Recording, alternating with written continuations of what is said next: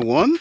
Today marks the beginning of an exciting journey, our 30-day SQL challenge designed to help you grow as a confident data professional. The goal of this challenge is simple yet powerful to equip you with practical SQL skills that solve real business problems. Each day you will tackle scenarios inspired by real world use cases, sharpening your ability to turn data into actionable insight. The challenge is divided into three progressive modules: beginner, days 1 and 10 is only for beginner, and we focus on building a strong foundation with essential SQL concept. Days 11 to 20 is for intermediate, and we expand your skills with complex queries, okay? And then the advanced module is for days 21 to 30, where you then master advanced techniques for analytics and optimization. Are you ready to dive in?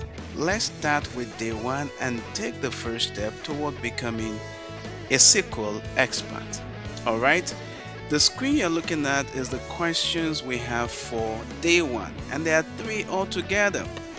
The focus is really to be able to write accurate SQL query using select, from, and where classes. This is really for beginners, okay? And I'm going to go through each one with some detailed explanation, especially for those coming into the field, okay?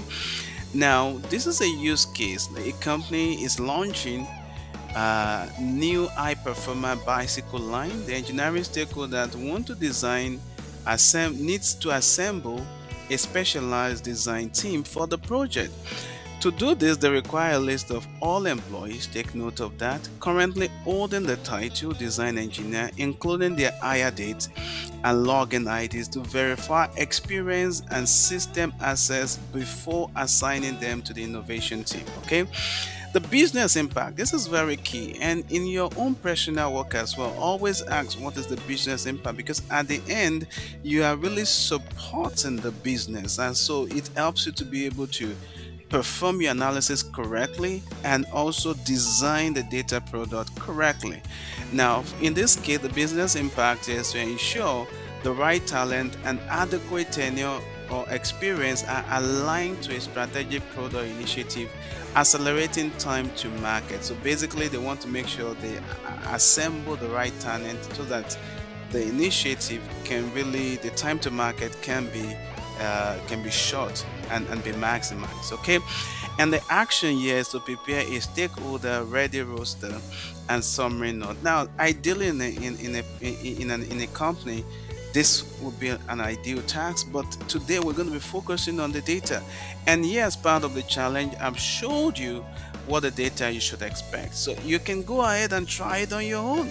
However, we're going to go into the solution. Now, we're going to be using the template for these 3 questions.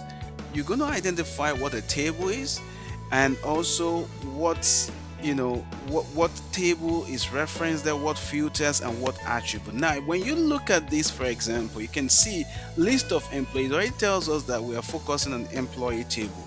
Now, it says that holding the title design engineer, it can tell you that we are only interested in people or individuals that with design engineer title. And it also mentioned here telling you that the hire date and the login IDs need to be part of the data. So we know that among all the other attributes we can provide for these stakeholder, hire date and login ID needs to be there. Now remember, table, attribute, and filter. That's the formula of vision to solve all of our problems in this day 1. All right. With that, let's go to the uh, to the environment. Okay, we'll be solving this problem. Okay. Now, what you want to do here is that think of this the way the hierarchical nature of this database. Right now, the first thing you want to take a look at is the databases. Right now, I have 2 databases, and you also, if you've gone through that set, you will have 2 databases, and in each database, and I have schemas and I have tables. Right, so you need to give this server a context, right? What I mean by that, you need to specify your database. One way to do that is to right click on your database and click on query to. All right. Now, with that clicking on query tool, then you then have, it gives you access that it first of all is referencing the database and also your username. Okay, and that is key for the system to be able to correctly know which environment you are operating from, and then there won't be any error. Now we're going to be focusing on employee, but before we do that, for those that are new to SQL, I'm going to introduce you to three commands. Okay, select from, and then also we have where clause. Okay, now what are these really for? Mostly select helps us to retrieve. You see, we have all of these database schema and tables. Select helps us to retrieve specific columns from a particular table. The from command specify the table where the data is going to come from. Okay, and the where filters rows based on conditions, right? Keep that in mind.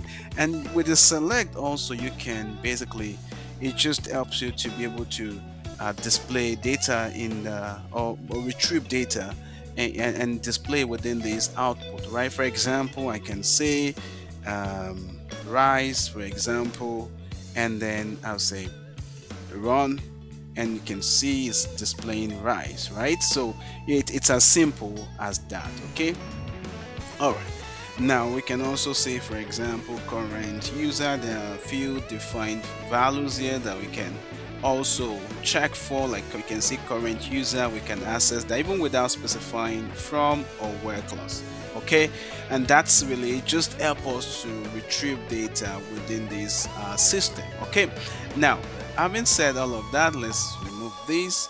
Now from the from is really dependent on the select. From cannot stand all by itself, so it just helps us to specify the table where we're actually referencing or querying in this case, and the where clause helps us with the filtering, for of course. So now I'm going to use a wildcard, and it's called star. Basically what this does is that it's access all the columns within a table, and then we already know we're looking at employee, right? So we just pull in the employee right here. Okay, once you pull it, it will pull the schema and the table name. You want that in, you can type it as well, but it's just easier to drag and drop. Okay, and then let's quickly run that to see what our data look like. Now you can see we have a lot of data now, but for the purpose of our use case, let's focus on the job title. You can see we have different job titles within this employee table. What we are concerned with is design engineer, so that tells us that we need to filter this. In Excel, you would have that button there where you can choose filter, and then you choose design engineer, but in this case we have to use the code, and the way to do it is to use your where clause. And then in this case we just say job title, I drag the column as well, equals to, and then we'll say design engineer. All right, and then you can run that. You can see we are only seeing design engineer. That's good. Now you begin to realize how the select from and where kind of work together. But in this case, as a professional, you probably don't want to. There's some irrelevant data here that, and also with employee table, it's a PII data. You want to be careful how much information you expose out there.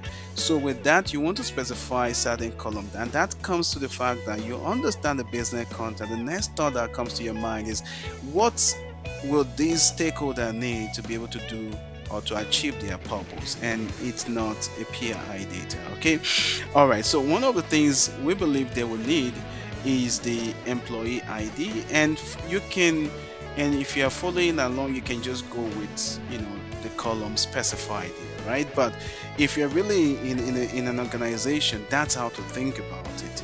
They might be interested in the employee ID. They also may be interested in national ID number.